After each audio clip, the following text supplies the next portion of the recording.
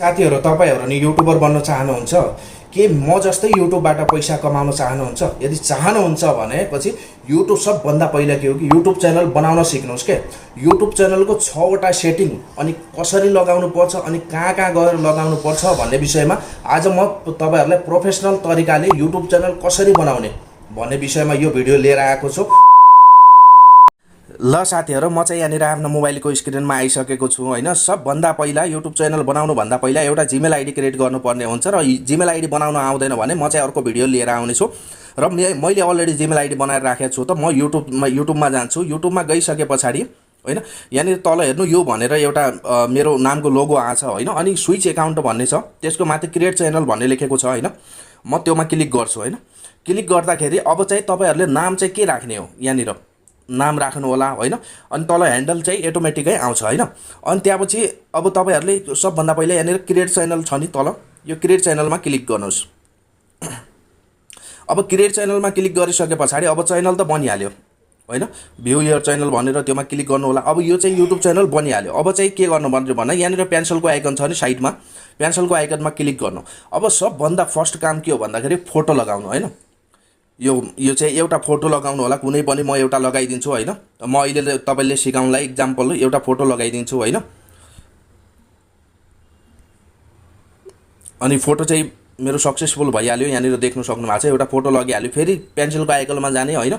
अब यहाँनिर चाहिँ एउटा ब्यानर बनाएर राख्नु पर्ने हुन्छ हैन। तपाईहरुले चाहिँ एउटा ब्यानर बनाएर राख्नु होला सानो ब्यानर बनाएर राख्नु होला र ब्यानर बनाएर लगाइदिनु होला। म जस्तै मैले अब यही लगाइदिन्छु अहिले एक्जाम्पलको लागि हैन तपाईहरुले सिकाउनलाई हैन। अन्त त्यसपछि यहाँनिर तल हेर्नु एउटा डिस्क्रिप्सन भन्ने छ नि यहाँनिर त्यो पेन्सिलको आइकनमा क्लिक गर्नुस्। अनि तपाईको युट्युब च्यानल कुन चाहिँ रिलेटेड हो तपाई के सिकाउनु हो हैन भिडियोमा के बताउने हो तपाई जस्तो ब्लग च्यानल हो कि हैन अथवा ट्याग च्यानल हो कि अथवा अरु च्यानल हो कि कुनै हैन अथवा फुड च्यानल हो कि के हो त्यसैको रिलेटेड यहाँ चाहिँ डिस्क्रिप्सन बनाएर लेख्नु होला हैन। अनि मेन सेटिङ भनेको यहाँबाट हुँदैन है साथीहरु।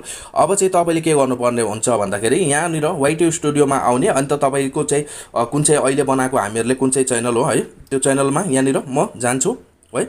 सबभन्दा पहिला यहाँनिर केही पनि गर्नु पर्दैन। अनि त्यसपछि के गर्नुपर्छ क्रोम ब्राउजर सबभन्दा मेन सेटिङ भनेको चाहिँ क्रोम ब्राउजर हो। यहाँनिर लगइनमा क्लिक गर्ने हैन। यहाँ क्रोममा कम्प्युटर साइट ओपन भइहाल्छ ब्याक साइड यहाँनिर हेर्नु देख्न सक्नु भएको छ यो च्यानल ओपन भइसक्यो हैन। यहाँनिर कर्नरमा हेर्नु होला एउटा सानो सेटिङ छ यहाँनिर देख्नु भयो नि एउटा यो सेटिङमा क्लिक गर्ने। सेटिङमा क्लिक गरिसके पछाडी यहाँनिर हेर्नु सबभन्दा पहिला च्यानलमा क्लिक गर्ने। च्यानलमा क्लिक गरिसके पछाडी सबभन्दा फर्स्ट यहाँनिर कन्ट्री सिलेक्ट गर्ने के तपाई कहाँबाट हो नेपालबाट हो कि इन्डियाबाट हो कि पाकिस्तानबाट हो कि मलेसिया दुबई कतार साउदी जहाँबाट भयो नि त्यसको चाहिँ कन्ट्री सिलेक्ट गर्ने। अब म चाहिँ नेपालबाट हो त यहाँनिर सिम्पली नेपाल सिलेक्ट गर्छु है। अब हेर्छु म कन्ट्री कहाँ छ यहाँनिर सरी अर्को कन्ट्री आयो नेपाल भन्दा मैले नेपालमा। अब मेन भनेको नि किबोर्ड हो के साथीहरु तपाईको च्यानल सर्चमा आउने भनेको नि किबोर्डले गर्दा हो के।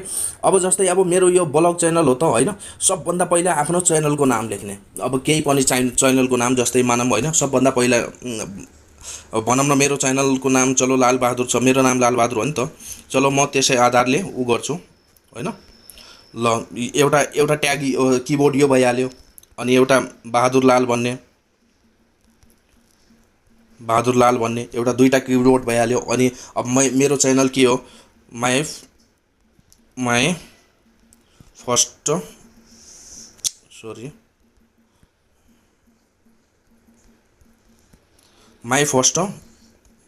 ब्लग्स हैन ब्लग रिलेटेड हो नि त।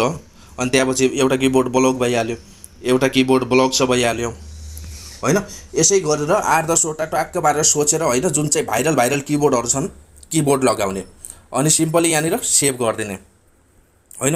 अनि फेरि सेटिङमा जाने अनि त त्यसपछि च्यानल सेटिङमा जाने फेरि एडभान्स सेटिङमा जाने बीचमा हैन। अब तपाईको च्यानल के को लागि हो त तपाई बच्चालाई देखाउन चाहनुहुन्छ कि ठुलोलाई देखाउन चाहनुहुन्छ कि हैन।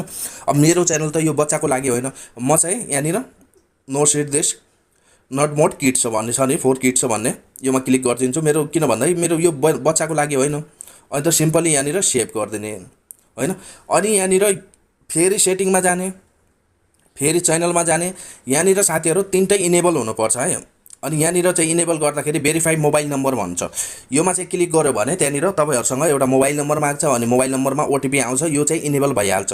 अनि त्यसपछि लास्टको त्योमा नि क्लिक गर्ने अनि कुनबाट तपाईँ आइडी भेरिफिकेसन गर्ने हो कि होइन, अथवा सेल्फी लिने हो कि 6 सेकेन्डको एउटा सेल्फी लिन्छ, त्यहाँ जिमेलमा मेसेज आउँछ होइन, त्यो भइहाल्यो, त्यो गर्नुपर्छ। यो तिनटै चाहिँ इनेबल हुनुपर्छ, अनि मात्रै भिडियोहरू अपलोड गर्न मिल्छ युट्युबमा होइन। अनि त्यहाँपछि मेन भएन अपलोड डिटेल भन्ने छ नि, यहाँनिर अपलोड डिटेलमा क्लिक गर्नुपर्छ होइन। अपलोड डिटेलमा क्लिक गरिसके पछाडि यहाँनिर एडभान्स सेटिङ भन्ने छ नि, यहाँनिर चाहिँ अब तपाईँहरूको भिडियो ल्याङ्ग्वेज होइन, कुन भाषा हो भिडियोमा, तपाईँहरू कुन भाषा युज गर्ने भिडियोमा होइन। अब म चाहिँ नेपाली हो त नेपाली भाषा युज गर्छु, म यहाँनिर नेपाल सर्च गर्छु। नेपाल कहाँनिर छ, तलै छ कि के हो, यहाँनिर नेपाली भइहाल्यो होइन। अनि त्यहाँपछि साथीहरू यहाँ डिस्क्रिप्सन टाइटल तपाईँले कुन भाषामा लगाउने हो होइन। अब हामीहरू त नेपाली हो त सिम्पली नेपाली भाषामा लगाउने होला होइन। यहाँनिर पनि नेपाल सिलेक्ट गरिदिने होइन। अब कहाँ छ नेपाली, यहाँनिर पनि नेपाली सिलेक्ट गरिदिने। अनि त्यहाँपछि अनि क्याटेगोरी तपाईँको मेन भनेको क्याटेगोरी हो क्या, क्याटेगोरीले युट्युब चाहिँ भिडियो चाहिँ पोस्ट गर्छ क्या। तपाईँको कुन क्याटेगोरीहरूले कस्तो अडियन्स चाहियो तपाईँहरूलाई होइन, ब्लग च्यानल हेर्ने कि अनि अथवा फुड अथवा के अरू होइन। अब मेरो यहाँ ब्लग च्यानल हो त पेपल एन्ड ब्लग म भनेर यहाँनिर देख्नु सक्नु भएको छ, पेपल एन्ड ब्लग रिलेटेड हो त ब्लग भिडियो होइन। अब मेन के हो, यति सेटिङ, बस यति सेटिङ यहाँबाट गरिदियो भनेपछि अनि तपाईँहरूको च्यानल एकदम प्रोफेसनल तरिकाले रेडी भयो होइन। अनि रेडी भइसके पछाडि यहाँनिर सेटिङमा आउनु, फेरि च्यानलमा आउनु, यहाँनिर फ्युचर इलिजिबिलिटी छ नि, त्योमा क्लिक गर्नुहोस्। अनि त्योमा क्लिक गरिसके पछाडि यहाँनिर यो तिनवटा इनेबल भइसके पछाडि अनि बल्ल तपाईँहरूले भिडियो अपलोड गर्नुहोला। र साथीहरू आजलाई भने यति, तपाईँहरूलाई के कस्तो लाग्यो यो भिडियो र अर्को भिडियो तपाईँ कुन चाहिँ चाहियो तपाईँहरूले कमेन्ट गर्नुहोला, र म त्यही कमेन्ट हेरेर म अर्को भिडियो लिएर आउनेछु। हवस् त, नमस्ते।